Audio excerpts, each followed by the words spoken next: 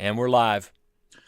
Good evening, folks, and welcome to a very special edition of the Second Amendment Daily Show, your source for all things happening in gun politics, the state and federal level. And I'm going to tell you guys straight up, tonight's podcast is going to be tough for some people to hear. Tonight's podcast is going to be very focused on a real big threat facing gun owners right now across the state and across the country, rather. If you've ever given money to the NRA, you have to hear this podcast. If you've ever wondered why the NRA has such weak endorsements at the state and federal level, you have got to hear this podcast. And if you've ever wondered why so many Republicans in so many red states, not to mention blue states, are supporting deadly red flag gun seizure legislation, you've got to hear this podcast, because we're going to give you the dirty little secret. And that is that the NRA is aggressively supporting red flag gun seizure legislation for America. And folks, we're going to prove it with Chris Cox's own words later on tonight. Joined as always by my co-hosts, Patrick Parsons from Georgia Gun Owners down there in the Deep South, warmer than I am, no doubt. Got Chris Dorr, my brother, with Ohio Gun Owners in the office in Beaver Creek, Ohio, and Ben Dorr, my other brother involved in gun politics, up in sunny Minnesota, the offices of Minnesota Gun Rights. How you doing, everybody? You bet. So, again, this is going to be a heck of a show. I mean, I know for some people this may be old news, but I think for a lot of people, guys, I think a lot of people are going to maybe have a hard time with this, or perhaps really wonder if it's really this way. But we all know because we work in state capitals. We got what in this group right here.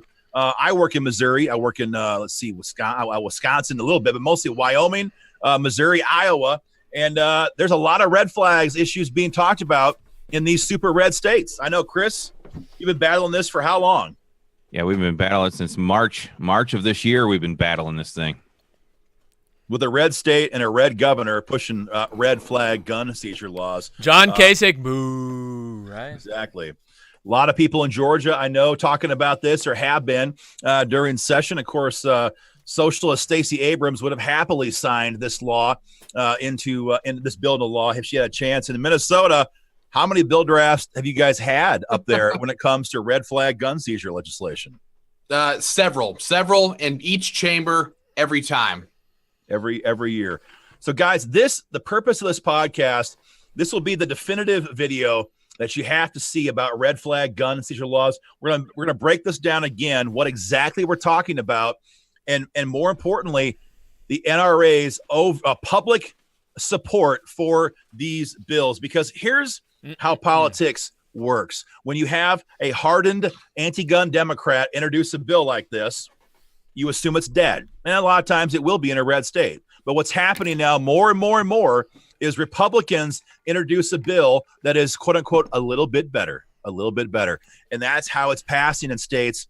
Again, red states like Florida this year. Republican governor in Illinois signed it this year. Republican Governor Mitch Daniels a couple years ago in Indiana signed this bill because the NRA is supporting this.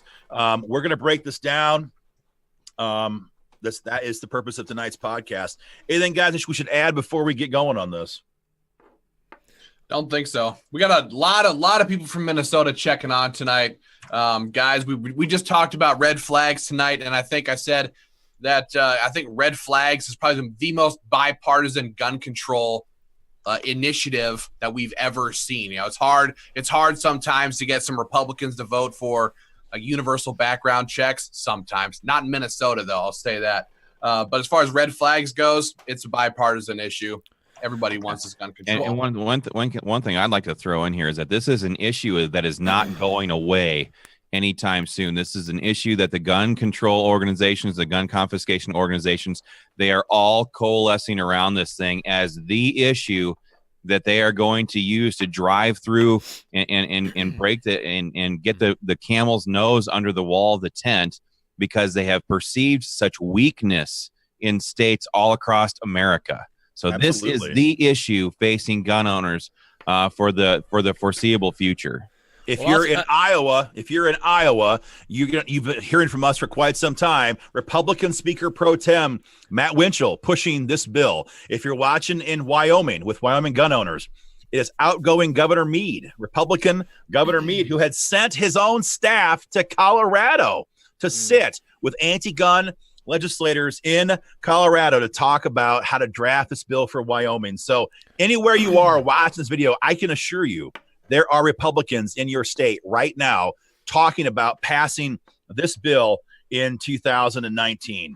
And that is the purpose of this video here. Go ahead, Patrick. Yeah, guys. Yeah, I mean, just from a Georgia perspective, guys, I want everybody out here from Georgia, and I see y'all on there right now. We have never actually seen a red flag bill introduced at the Capitol in Atlanta. All the other guys that are on here tonight have fought them and seen them in their legislatures. We have never seen one.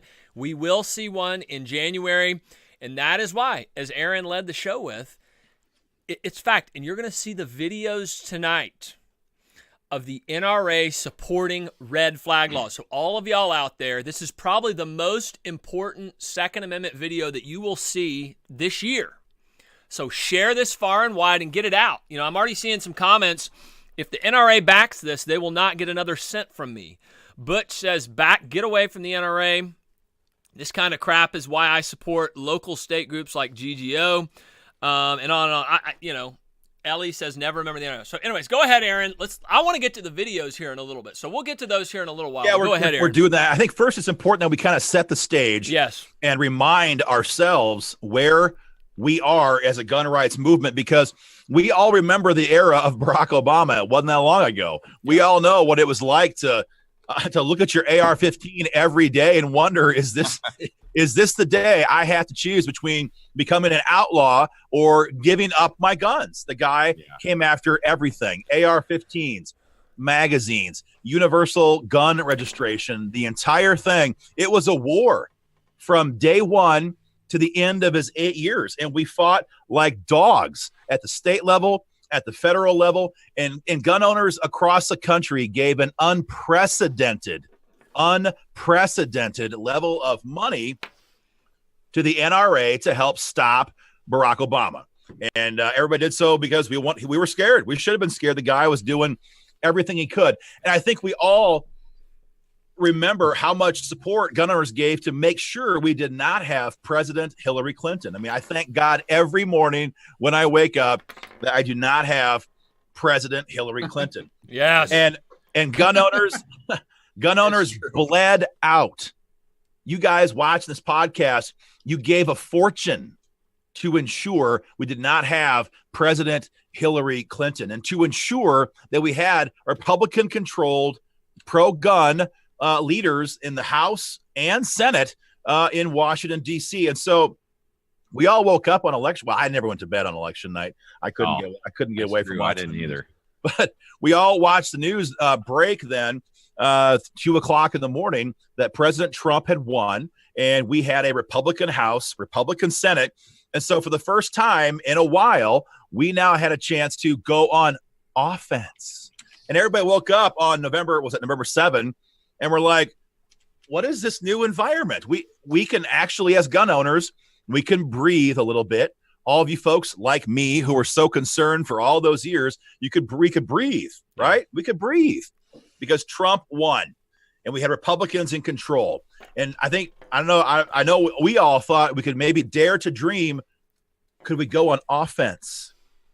Could we possibly go on offense in Washington? An offense for most everybody, and myself included, was the idea of a national reciprocity bill. Yeah, I mean, it would be nice to use my Ohio CHL or my Minnesota CHL or one of my CHLs to be able to go into another state where I don't have it and just get national reciprocity. That's what offense looked like. That was the first thing I thought of when I woke up. Aaron, I think it was on November 9, not on November 7. Oh, I'm on the wrong cycle. You're right. November 9. Not bad. Yeah. That's right. But a national reciprocity. That was the offense. I think that was tops on every gun owner's mind. Everybody's mind. National reciprocity. That's the big push. Everybody knows it. And so we've had 2 years now, 2 years and a couple days, 2 years and a month, 2 years and a month today, since that day. and we had a chance to go on offense. And what happened? What happened? Gun owners have to ask the question, what did we get for our money? Exactly. What happened in Washington, D.C.? Did anybody see a push to pass national reciprocity? I don't mean, was there an email? I don't mean, was there a press release? I mean, was there a no holds barred, in your face, big guns being brought to bear, big money being spent in D.C. to pass national reciprocity? And we all know the answer. We all know the answer. The answer is absolutely not. All of that money, all of that energy, all of this 8 years of waiting for a chance to be on offense, squandered, wasted, betrayed for the last 2 years in Washington, D.C. But it gets a lot worse because, guys, we did see stuff happen in gun politics. What did we see? We didn't see national reciprocity. Right. Instead of national reciprocity, I think what happened was Las Vegas happened. And that was literally the little spark that set off a gun control bomb that only exacerbated after the Parkland or the Sutherland Springs, Texas shooting, and then it went into the Parkland, Florida shooting. But then we saw them roll over on bump stocks. I think a lot of people, maybe some of you guys, maybe some of us on this podcast here, the four of us, maybe initially. We're like, well, it's a bump stock. I personally, to my shame, I have 6 kids to feed, so I'm not that ashamed. But to my shame, don't own a bump stock. Never had one. I've shot some, but I've never owned one. Yeah. So I think a lot of gun owners might have had that impression. I don't own one. I'm never going to get one. I don't really care.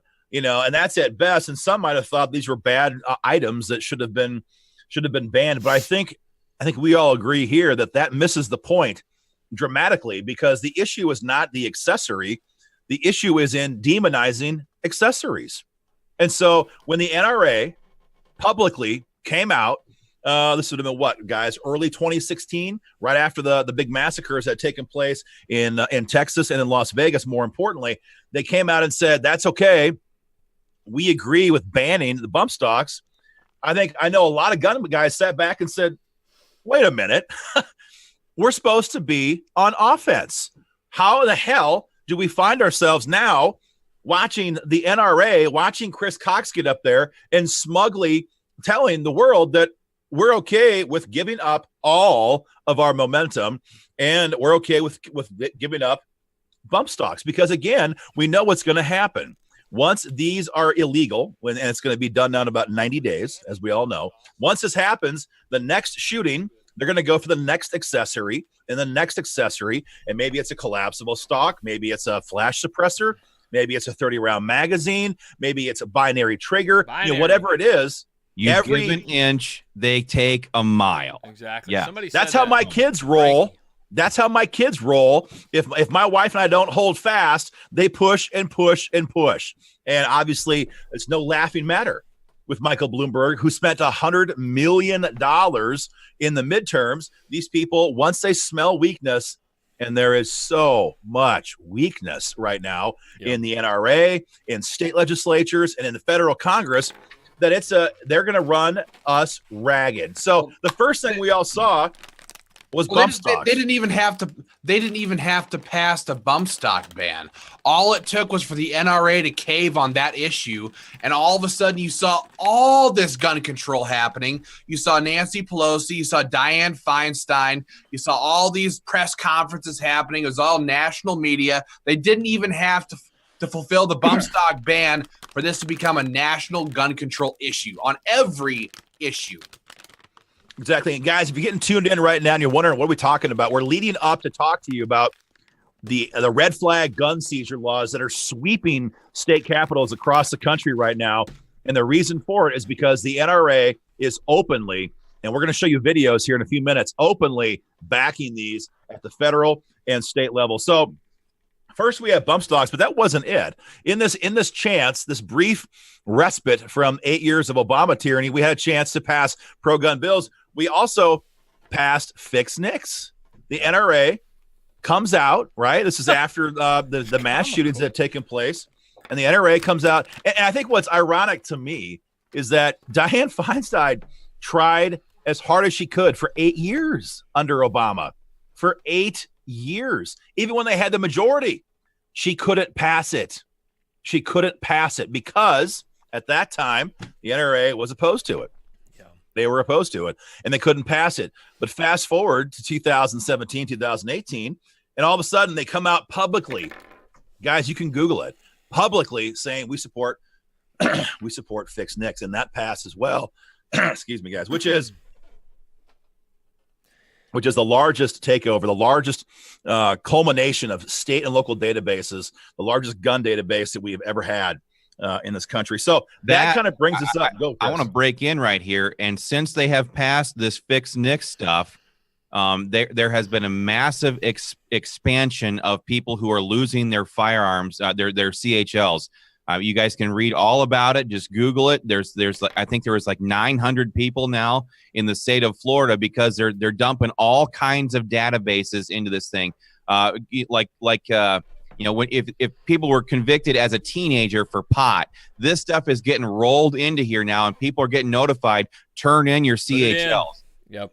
So, people are actually losing their firearms permits now because of fixed NICS. People who are law-abiding citizens who've been carrying firearms for years. What I always find so funny, going back just a little bit, is freaking Wayne LaPierre and all these guys at the NRA during the presidential election, and I know we touched on this, but they were puffing their chests out, da-da-da-da-da-da, and then you literally, it's just 2 years later. I mean, just that soon, those guys totally flipped. You know what I'm saying? And, John, what made me think of it was John Chandler, this guy on our comments. He said the NRA is one of the original gun control organizations, and we're seeing that right now. That's what he said. So, they ask for your money during election season, and then they turn on you once they're safely in. But again, guys, our primary focus here is the Red Flag Gun Seizure fight, which is happening right now across the country. So, again, that's kind of where we've been. We had 8 years of tyranny, 8 years of terror, 8 years of giving the NRA tons of money, a brief time there, again, to ensure we did not have President Hillary Clinton. And we all thought now is our chance to go on offense in 2017, 2018. We lost it all. We lost on fixed NICS. We lost on bump stocks. And now, earlier this year in 2018, the Parkland, Florida shooting happened, of course. Was it February? Was it Valentine's Day? Is that correct? Yep. In February of this year. And the NRA came out within a matter of weeks. Chris Cox came out with his video and demanded, arrogantly, smugly, stood there and demanded that Congress pass a federal red flag gun seizure bill. Before we discuss the clips, we got to break this down one last time. Chris, do you want to go through a very careful nuance, or should somebody else who has time? And guys, if you wonder why we're all fidgeting here, we're watching and trying to look at our comments and talk to you people, all of our state groups. We have folks watching in Wisconsin. And boy, if you're in Wisconsin, guys, get ready for a throwdown. Tony Evers is going to deliver hellfire for Bloomberg in Madison. That was a random sidetrack. So we're all watching our comments and trying to respond to our members. Yeah, so we've got some trolls on here. I want to make sure you guys all stick with us here. Troll alert. As long as you can, because we're going to get to these videos here very shortly. We want you to see this stuff from their mouths. We're not just making this stuff up. We have video proof. We want to show this to you guys so you guys are armed with the truth and you can go out and better fight for your own Second Amendment freedoms. But I think Aaron had asked me to kind of give an overall now of what we got to break down red flags so everybody knows. Everybody's asking what we're talking about. Yeah, okay. Everybody in Georgia's asking. Red flags gun confiscation is what we're talking about here, and I'm gonna break it down for you a little bit. There's different variations of what red flags gun confiscation orders are. Like Aaron talked about a few minutes ago, they usually introduce the worst version and then they pare it back, hoping to get that version passed. So quite simply, it is the idea that somebody, your girlfriend, a boyfriend, your aunt, or something like that can go. School teachers, nurses, all kinds of people. Yeah, mental health professionals, counselors, school teachers in some cases, that they can petition a court to have somebody else's firearms taken away from them. And in some cases, in the worst cases, they're done at ex parte hearings, in star chamber hearings, where the accused person or the person that they're trying to get the order against, they're not even allowed to be in that courtroom or in that hearing to defend themselves against the accusations being made against them. And in those cases, if the judge rules in the favor of the one person there who is making the accusation, knock, knock, knock at the door, they are there to take away your firearms. That's one scenario. Another scenario is they remove the ex parte hearings out of the entire process. And sometimes they constrict it so that only law enforcement can make the claim to a judge to try to have somebody's firearms taken away. Usually what happens in those scenarios is somebody who is, let's take, for example, somebody trying to gin up support for their divorce case. They can go to the law enforcement officer and say, oh, he did this or that. He did this or that to me. He threatened me this way. And what's going to happen there is the law enforcement officer is going to be the conduit for that person making the accusation. He doesn't want the liability. They'll go to the judge and they will still get the court order to take your firearms away from you. And understand, there has been no charges filed against you. There has been no court. There's been no hearing where you're able, sometimes where you're able to defend yourself. There's been no conviction. There's no conviction, and you're having your firearms taken away from you. That is kind of the basis of what Red Flag's gun confiscation is. It is the destruction of due process, and it's a complete bastardization of that idea. Where the very idea as Americans we cherish the concept of innocent until proven guilty. It's what our country was founded on. It's what we were founded on. Innocent, that the king could not just declare somebody guilty and throw them in the stockades. Yeah. And this totally, I didn't even cut you off, Chris, but this just totally destroys that. I think the underlying point again and again and again and again needs to be made over and over and over. It doesn't matter what variation. It doesn't matter who can file the complaint. It doesn't matter if you're there at the hearing or not. What matters is that you've never been arrested. You've never been charged. You've never been indicted. Yeah. You've never been convicted of anything. And yet you will, in hundreds and thousands across the country this year alone, thousands of Americans have had their guns stripped and seized from them because of this situation. And guys, we're going to discuss later on tonight the next level of red flags, what we're seeing right now in Washington State. We're going to pass on that for a little bit. But again, the purpose of this is to show you guys how much support this has in red states because of the National Rifle Association, who openly supports it. Guys, sure. Patrick, get video number 1 spooled up. We're going to get that going here in just a minute. Get number one. Guys, we're kind of new. We're kind of new guys at doing this kind of thing, so this might not be perfectly seamless, but you know what? We're going to do the best we can. All so right. What you're going to see here before we even get into it is Chris Cox, the head of NRA ILA. This runs their entire political program, giving this verbose, tough guy, very stiff-jawed, with very, patriotic music in the background, appeal to Congress and to the members of the NRA, asking them to support red flag gun seizure laws at the federal level in Washington, D.C. All right, Patrick, if we have it ready to go, I think we're ready to go here, guys. Okay, Micah, play clip number 1.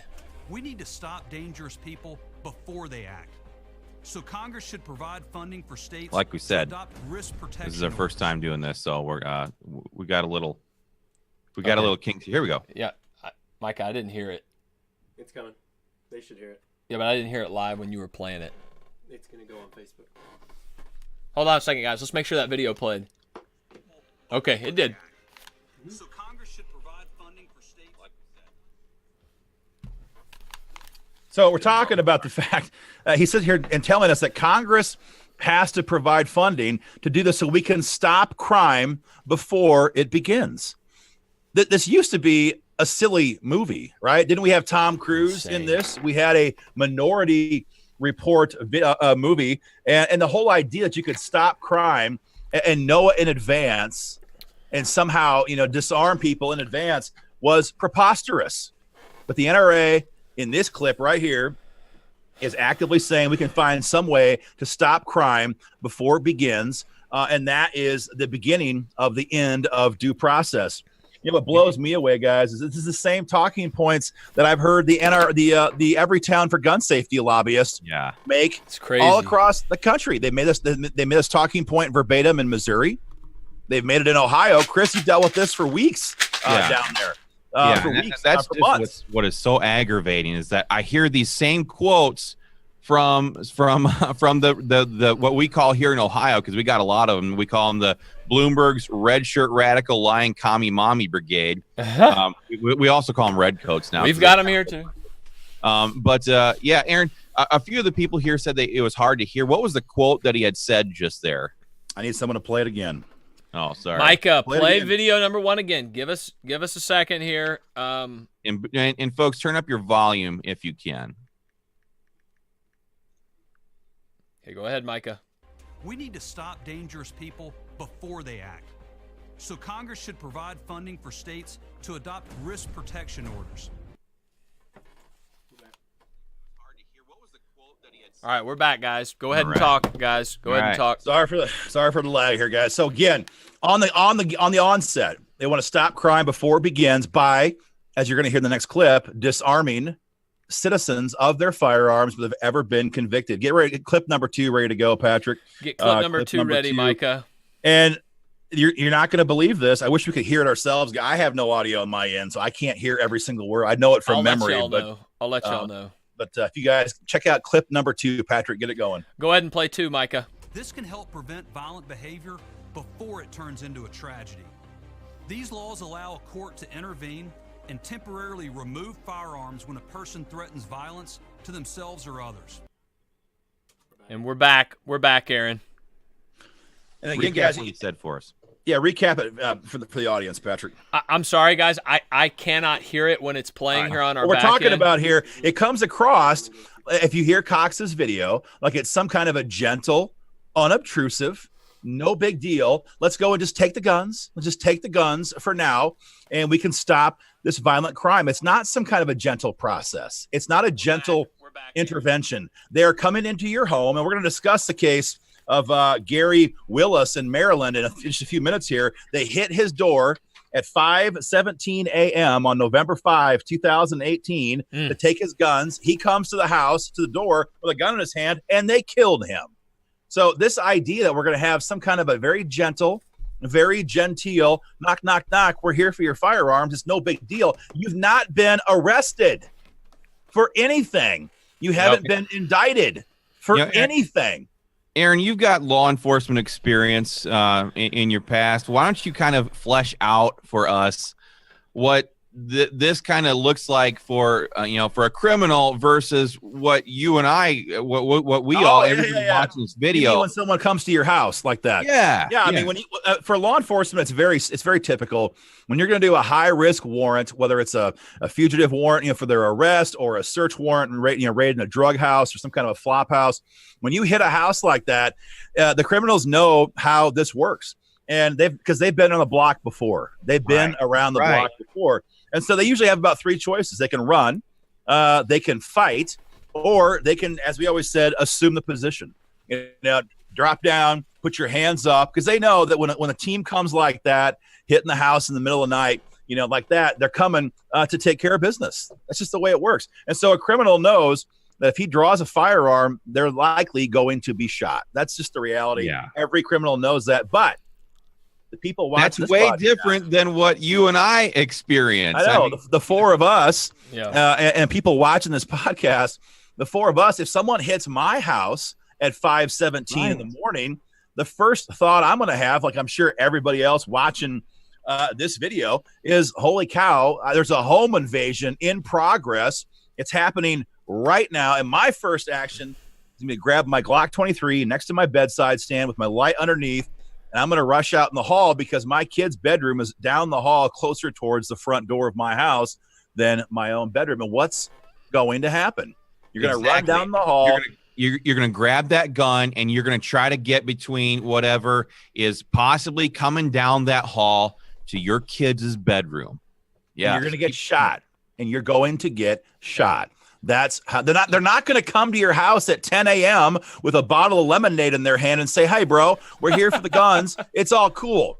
They're going to hear man with a gun who has just been issued a seizure order because somebody somewhere somehow claims you're a threat with a gun, and they're going to come, and they're not going to come and say please. So we need to hear clip number 3. This is perhaps the heart and soul of this podcast, guys. Clip number 3 is the big con. It's the big con. Micah or Patrick, okay, you can get clip 3 up and going. Micah, clip number 3. This is the big con job from the NRA here. Here it goes, guys.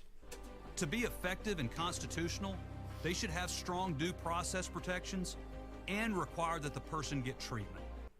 There it is, right out of Chris Cox's mouth. Due process protections. They want you to believe. They're desperately trying. Patrick, make sure he can do the whole video top to bottom here in a few minutes. Find that clip as well, the whole video top to bottom. Right. They want us to believe. They want gun owners to be duped and fooled into backing this because they say, oh, don't worry, we're going to have due process. And Chris, this happened, I think, first in Ohio in terms of the big deal. The big compromise. It's happening right now in Iowa. It's happening right now in a bunch of red states. But explain what we mean by this, the big trade-off that they're trying to make. I'm sorry. I was moderating some comments over here. You're going to have to. What we're talking about here, guys, what they're doing is they're saying that because they take out the ex parte hearing, because they take out the ex parte portion of the bill, that all of a sudden that guarantees due process. In other words, if you're allowed to be at the hearing, well, then that's okay. That's okay, because we have taken away of the due process violations. That is insulting. That is embarrassing, and that is complete malfeasance. They're trying to dupe gun owners into actually supporting this crap, because the ultimate due process violation is not whether or not you're at the hearing. The ultimate due process violation is that you've had your guns taken away before you've had a day in court. Do any of That's y'all what Chris Cox is supporting. And you know, I find at the end of the video he said to paraphrase it, don't jump the shark. We and our 5 million members demand passage of this legislation. I have not heard one, and I'm glad you brought that up because that's what I was about to say. I have not heard one person, one gun owner say, I support red flag laws. The only people I see are the red commie brigades up at the Capitol supporting this stuff. Has any gun owner out there heard of anyone who supports taking away your firearms without even a day in court, without a charge? As somebody, we're in lame duck session here in Ohio right now, but as somebody who has been interfacing with hundreds of gun owners every day for the last several weeks straight, I mean hundreds every day, I have not had one single gun owner say, I think these red flag gun confiscation orders are a good idea, that they'll lower crime. Not even one. The only people who I've been hearing from or seeing advocate for this stuff are Bloomberg's redcoats. That's it. Nobody else. So is the NRA in bed with Bloomberg, apparently? I mean, that's what it sounds like, right? And we're going to get to that video clip in a few minutes. I think someone might have jumped ahead of the clip roll here. We're going to get to that in just a few minutes. But I think the underlying issue, the big issue here with the NRA, the big issue with Republican lawmakers right now in states like Wyoming, Iowa, Ohio. These are red states. The heck with the blue states. We know what's happening there. The big con job is what Chris Cox articulated. That is that if we just take out the ex parte hearings, it's all good.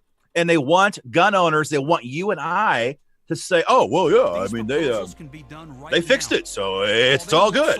And they want to snow you, and they want to just totally confuse gun owners into thinking that it's okay. And again, the anathema in this bill, the evil in this concept is not the hearings. It's the idea of having your guns stripped away from you by force before you've ever had a day in court, before you've ever gone before a judge, before you've ever been indicted, ever had a chance to go and make your own defense in a court of law. That is the linchpin that this entire concept relies on. And for Chris Cox to sit there and tell his members, tell you guys, the backbone of his organization, that it's okay because we've taken care of this issue is a lie. It's a lie. And I just want to throw in there, I mean, you know, our job in gun rights is to advance and defend gun rights. We don't care if you're a Republican, a Democrat, anti-gun group, whatever. Our job is to defend the Second Amendment. Got a couple people on here going, you're just NRA bashing. No, what we're doing here is trying to make sure everybody knows the truth about who's pushing this stuff, both at the state and national level. We're here to defend gun rights. We're here to make sure our Second Amendment rights survive from generation to generation. And when every Town for Gun Safety is pushing this stuff, we expose them. When Moms Demand Action is pushing this stuff, we expose them. When the Democrats are pushing this stuff, we expose it. When the Republicans are pushing this stuff, we expose it. And when Chris Cox with the NRA is boldly demanding passage of radical red flags, gun seizure, gun control, we expose it. It's as simple as that. It's as simple as that. Amen. This is why it's passing in red states. If they would stand up there and say, absolutely not, over our dead body, will you support this? These bills would never get off the ground in red states, and that's the reason why. So let's get on to clip number 4. Get ready to go with that, Patrick. I'm not quite ready for it yet. Okay. But, guys, what you're going to hear this next clip is Cox totally choking on the talking points, the logic that we hear every day from Dianne Feinstein, you know, from Cory Booker, you know, from Michael Bloomberg, from Every Town for Gun Safety, and that is that we have to do something. We have to do this to deal with the culture of violence. Wow. I have heard that culture of violence concept and talking point, and I've read that in 100 emails, 500 emails in the last couple of years trying to explain away gun control. Right. And now we have to listen to Chris Cox use those same talking points that we have to be okay with this. We have to be okay with red flags. We have to be okay with no due process. We have to be okay with the end of innocence until proven guilty because we have to deal with the culture of violence. Patrick, if you can have him play clip number 4, that'd be great. Okay, Micah, clip number 4. This is the NRA basically spewing Michael Bloomberg's talking points. Go ahead, Micah. These proposals can be done right now. While they won't solve everything, they will help lead to a broader discussion on how to address a culture of violence in America. There it is. There it was. It's just weakness. It's just weakness. Again, don't forget where we are. This is 2018. This is our time to be on offense. All of the money that you guys have given, all of the phone calls that we have made, all of the work that we all did to keep Hillary Clinton out of the White House. This is our time to shine, our time to get back at Barack Obama's 8 years of tyranny. And we have to sit here and listen to this choke artist tell us that because of the culture of violence, we have to be okay with red flag gun seizure laws. It literally makes my blood boil to think about where we should be. And don't think for a second. A lot of people have this question. Well, what do we do? What do we do when somebody is showing red flags? You know, what the heck? You know, what do we do at that point? Well, every state in America has laws already on the books that allow them where there are legitimate threats, where there can be evidence shown for them to go in and make that and make an arrest and take the guns away from that person. It happened here just a couple of months ago here in Ohio, where a couple of teenagers at 10 o'clock at night were making some threats, and under existing law, within 4 hours, their local county sheriff was able to do a quick investigation, and by 2 o'clock in the morning, that next morning, 4 hours later, those two kids were in jail. The firearms were in the sheriff's custody under existing laws. there has to be a burden of proof, a level of evidence that they have to achieve before they're allowed to do that. They cannot just do this on people's word. So existing law covers for this. That's the way it is in any state in America, under terroristic threats laws, under attempted assault, stalking, all kinds of laws exist. And we probably should have clarified that in case it's not obvious that we're not advocating for criminally insane people to be carrying firearms. That's why we fight for gun rights, so we can drop that person dead in the shopping mall with her out there with her wife and kids. But Chris nailed it. I mean, every state has a construct in effect to go out there and arrest these people. You can detain them. We want officers to detain them. That's called a criminal investigation. I hear that. Sorry, Aaron. I hear that more than anything else. And obviously, we don't support virtually any of the gun laws out there, but I hear that more than anything else is like enforce laws that are already on the books. Yes. You know. Right. Yes. Well, don't forget that the shooter in Florida was called in, but the local police were at his door 39 times in the couple years leading up to the shooting in Florida. The FBI, he had been turned into the FBI for making terroristic threats many times. The laws were on the books to stop him, and it didn't happen. Hey, I've got a killer comment in my Georgia gun owners comment section. Rick says, "I own my dream home in Florida, but I'm moving back to Wyoming over the red flag issue." He's gone, heading back to Wyoming. From sunny South Florida back out to Wyoming. What's his name? He's in Georgia, so you may not see him, but Rick, you should make sure and hook up with Wyoming gun owners. And more importantly, get a hold of Senator Anthony Bouchard. He is the guy in Cheyenne who was opposing this and exposed Governor Meade for his efforts to do this in 2018. So you want to make sure and get involved in that. I think some people are also I'm reading comments for the very first time. I have not had any time to watch my pages, so you trolls are going to get yours here in a little bit. But I'm getting this question over and over. Well, it's only a temporary seizure. It's only a temporary seizure. Look, there is no such thing as a temporary suspension of our constitutional rights. No. There is no such thing as a temporary destruction of innocent until proven guilty. First of all, it's usually a 6 month to a year long temporary hold. And some of them have automatic renewals built right into them unless that person has disproven the original accusation in the meantime. Does anybody out there actually believe that once you get on a list, you ever get off? Yeah, exactly. For the folks in Missouri, we did a breakdown of Senate Bill 42 an hour ago in Missouri, and we showed the folks down there that the court on their own motion, having never heard from the petitioner, can automatically extend that seizure order based on their own idea of what the situation is. So whether or not the petitioner ever asks for it again, that's it. So there's no way in which a gun owner should be sitting here thinking, well, it's only temporary.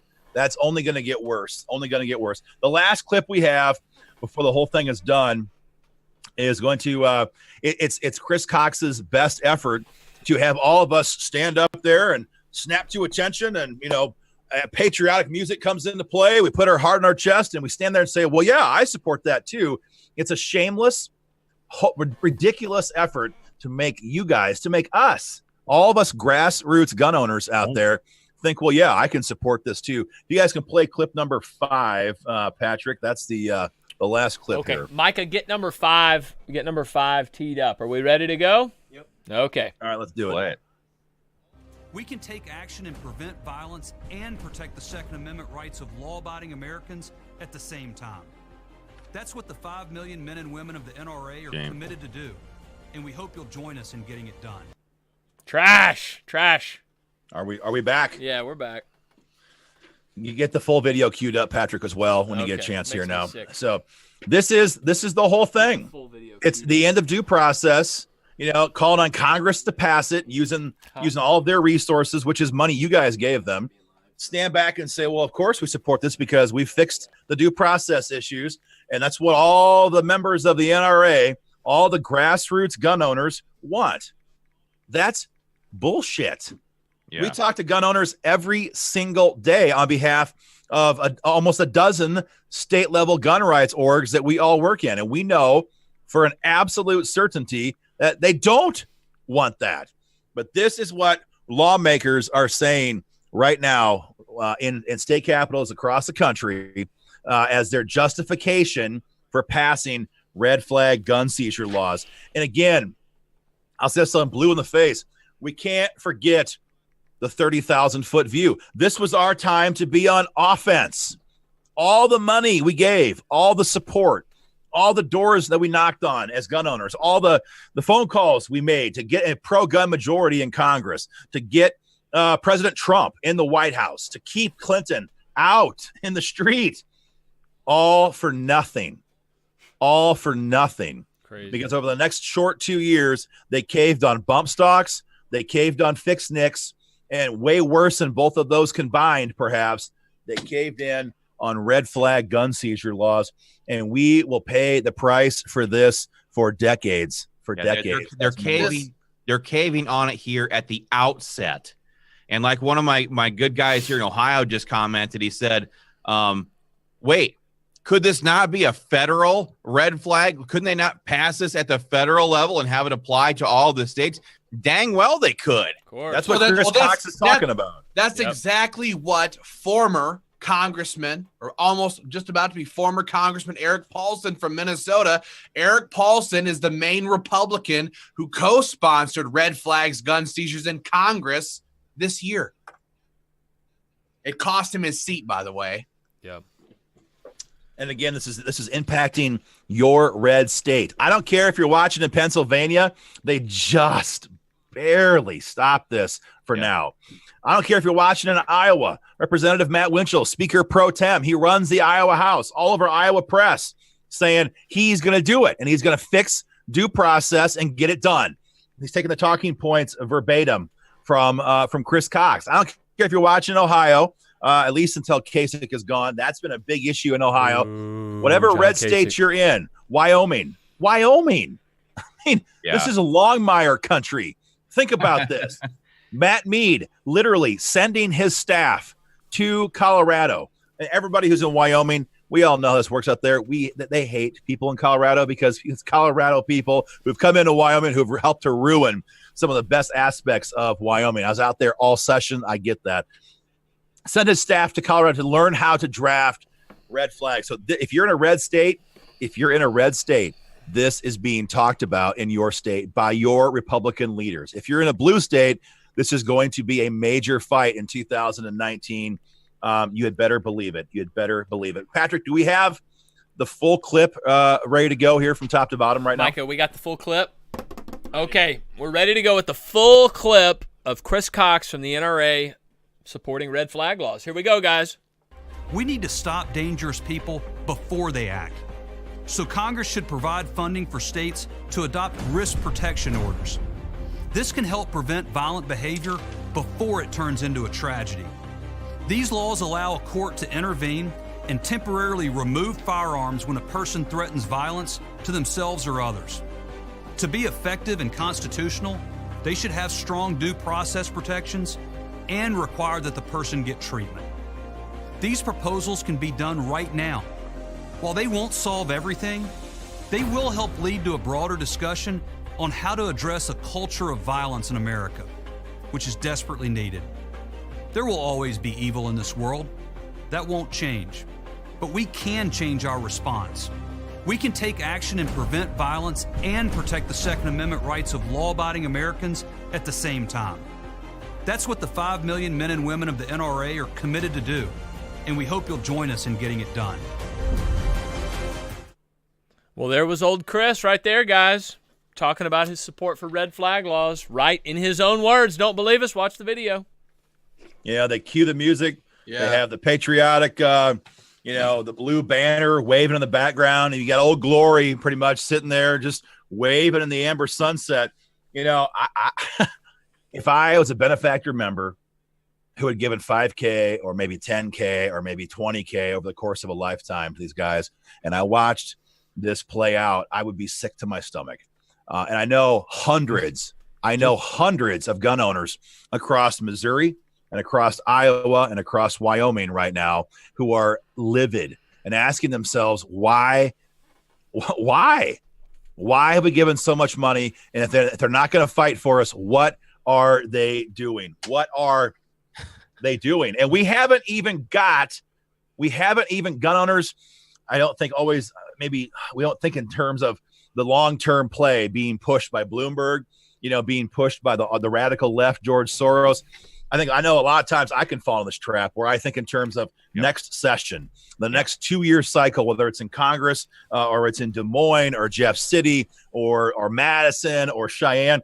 These leftists, they think in terms of the next 10 years and the next 20 years. Yes. And we're seeing this happen right now. So if this hasn't got you angry enough yet, and if you're not concerned enough yet about red flag gun seizure laws, as Chris described half an hour ago, you've got to hear what's happening right now in Washington State.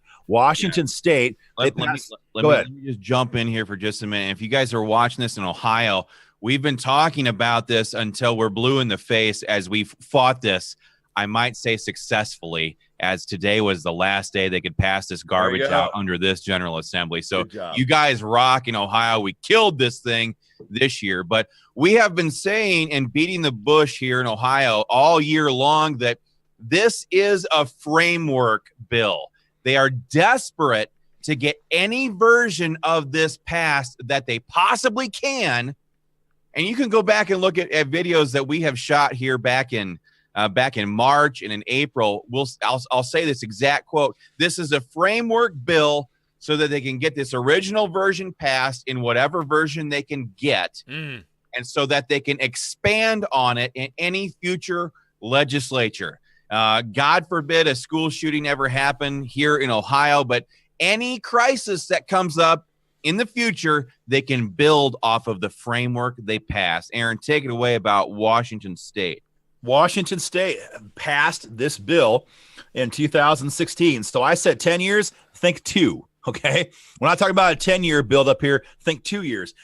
So late last week, the news broke in Washington State that Bloomberg-funded activists, some of the survivors of previous shootings, that means David Hogg and idiots like that, the ACLU and all these other stakeholders who hate freedom, hate gun owners, hate the Second Amendment, have convened together to discuss how can we improve, how can we expand protections under our red flag gun seizure law.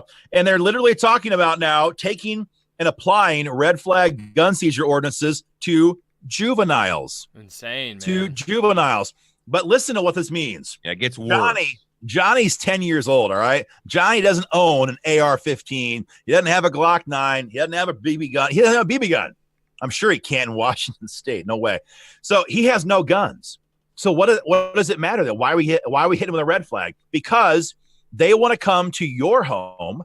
They want to come to your home and take your guns away because Johnny, they think, may be a threat. And they literally said some of the concerns they have can be based on aggressive staring. Aggressive staring. Give him a pill for that. Give him a shot. I stared at the clock aggressively every day at 2:45, waiting to get the hell out. I was staring aggressively at some legislators today as they were watering down a pro-gun bill. Yes. So aggressive staring from your 10-year-old, literally your 8-year-old, your 6-year-old, whatever.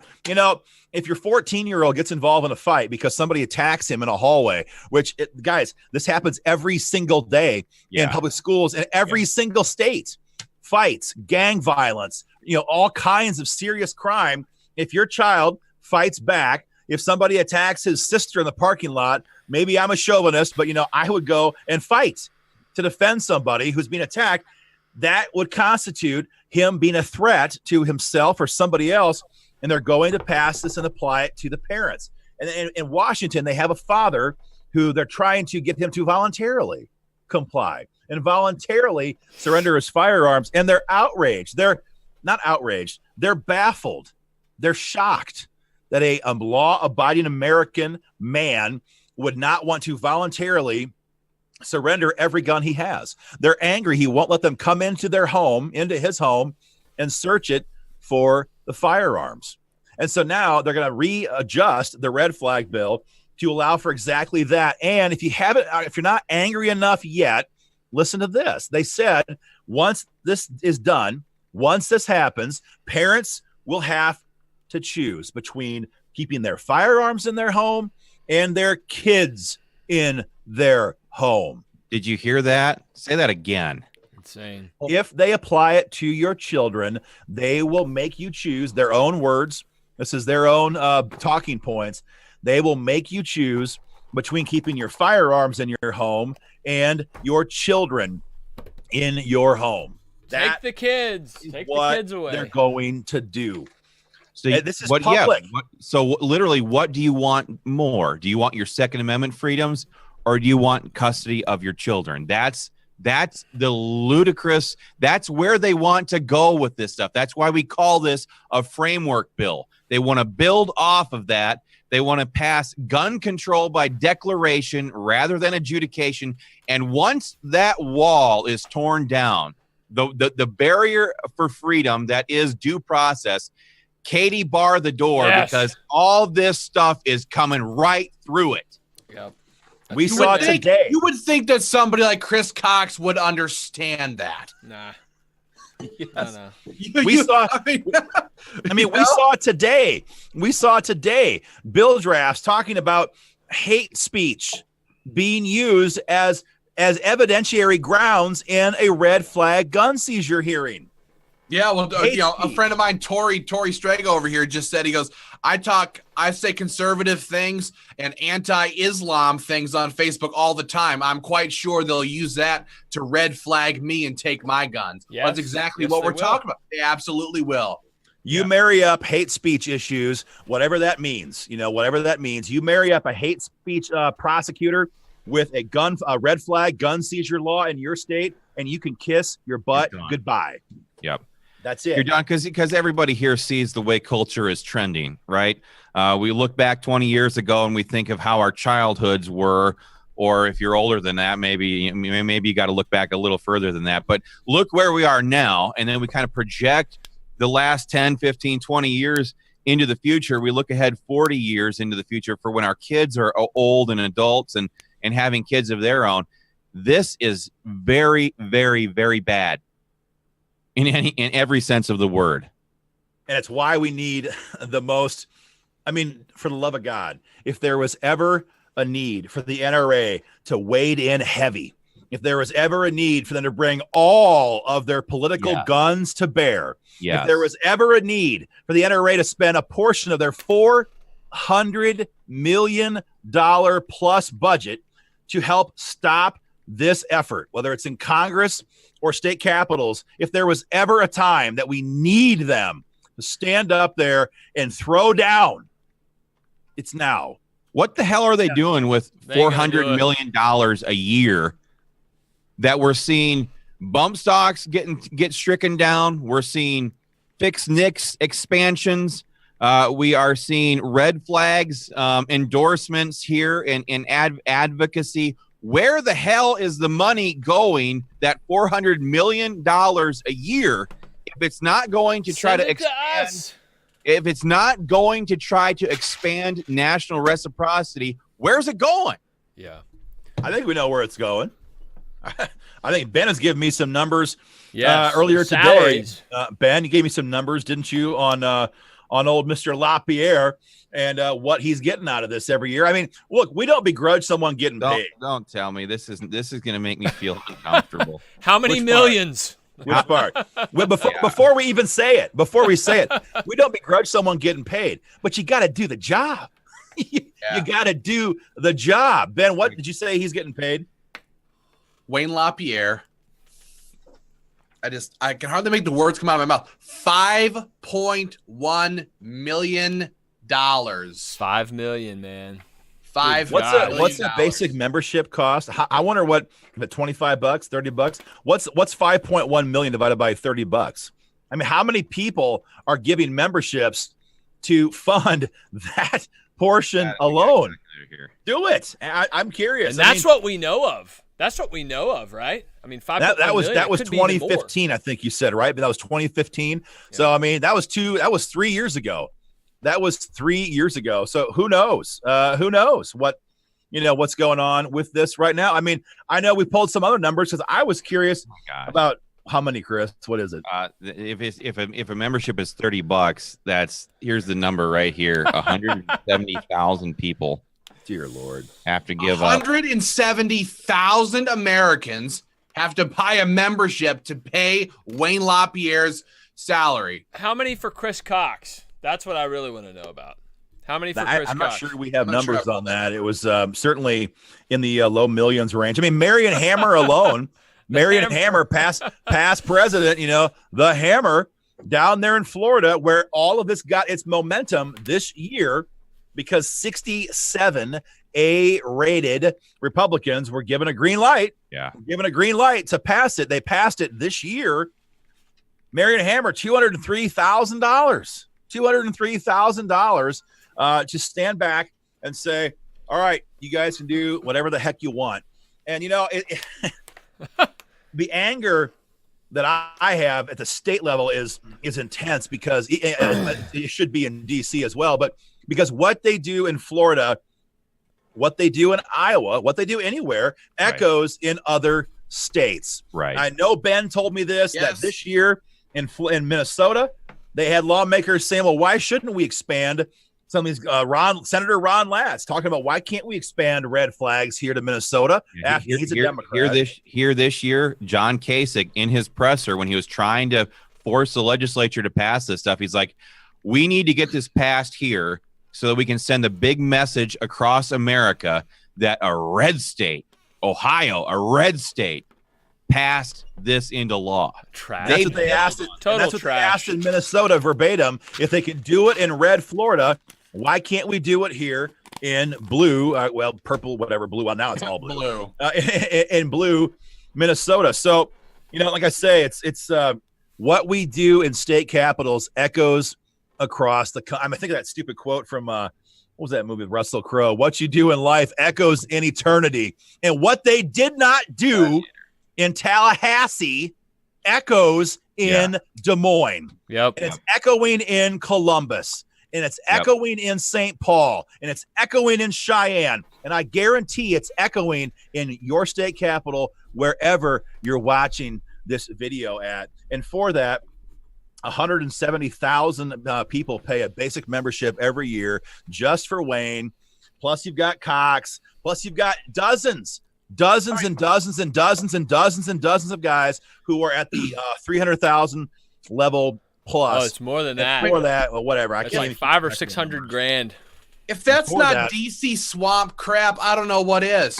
I don't know what is. You walk around. I mean, come on. Anybody can strap on a suit. They have professional copywriters tell them exactly what to say. You saw it in Chris Cox's video here. You got your American flag type thing waving. You got your patriotic music playing. They're using all this mumbo jumbo lingo, and they're getting paid hundreds of thousands or millions of dollars to stand up there and use talking points that are written for them. Meanwhile, at $5 million, you're just waltzing around DC, glad handing anti-gun politicians, and it just disgusts me. I just can't stand it. When red flags came knocking at the door of Ohio, our membership went to war to stop this. We know Ohio gun owners, members and supporters of Ohio gun owners know that the gun control builds on each and every state. And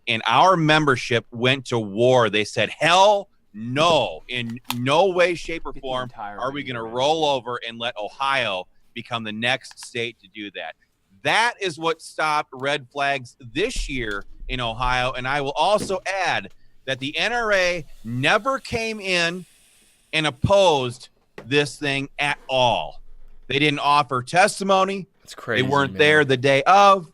Nobody was there to block it except the members and supporters of Ohio gun owners. And that's why I love those people, our people. They are my closest friends in this state. Well, what we've got over here, guys, in Kennesaw, we're running some of the back end operations over here. We have the entire video again of Chris Cox from the NRA A lot of y'all are asking for it. I see it on Georgia. We have the entire video of Chris Cox expressing the NRA's support for these red flag laws. So go ahead and play it. We have it right here, guys. It's going to play right now. We need to stop dangerous people before they act. So Congress should provide funding for states to adopt risk protection orders. This can help prevent violent behavior before it turns into a tragedy. These laws allow a court to intervene and temporarily remove firearms when a person threatens violence to themselves or others. To be effective and constitutional, they should have strong due process protections and require that the person get treatment. These proposals can be done right now. While they won't solve everything, they will help lead to a broader discussion on how to address a culture of violence in America, which is desperately needed. There will always be evil in this world. That won't change. But we can change our response. We can take action and prevent violence and protect the Second Amendment rights of law-abiding Americans at the same time. That's what the 5 million men and women of the NRA are committed to do, and we hope you'll join us in getting it done. There it was again. For those of y'all who haven't seen it, Chris Cox of the NRA on the video expressing their support for red flag gun confiscation laws. There it was. No Gun confiscation laws. They are the gun control issue of our, not of our generation perhaps, but maybe. I don't know. They are the issue of the day. This is the focus point that they are zeroing in on. We cannot let this stand. No. Go ahead, Aaron. No, go ahead, Ben. Well, no, just to recap that video before people are, if you're getting tuned in right now, don't forget these key words: no arrest, no charges, no indictment, no hearings, no conviction of anything. Let that culminate in your mind and think about the ramifications of that. No arrest, no indictment, no conviction of anything, and you are disarmed for a year, for 2 years, for 6 months, whatever it is. Don't ever forget that. No conviction. Well, like we've seen in all of our own states, the deal is done behind closed doors between the politicians and the lobbyists. It happens all the time. Clearly, this is what's happening here with old Wayne. We'll call him $5 million Wayne from now on. $5 million Wayne and Chris Cox. This deal has been done here. We have no issue with the fantastic members of the NRA, the folks who are members of that organ. Right. None whatsoever. People are asking about that. We have no problem with that. It's the leadership. It's the leadership of the NRA here that is shoving this stuff down your throats. So there's a little debate over here on the Minnesota Gun Rights page. Some people are saying defund the NRA. Others are saying, well, maybe we shouldn't defund the NRA. It's the leadership that's the problem.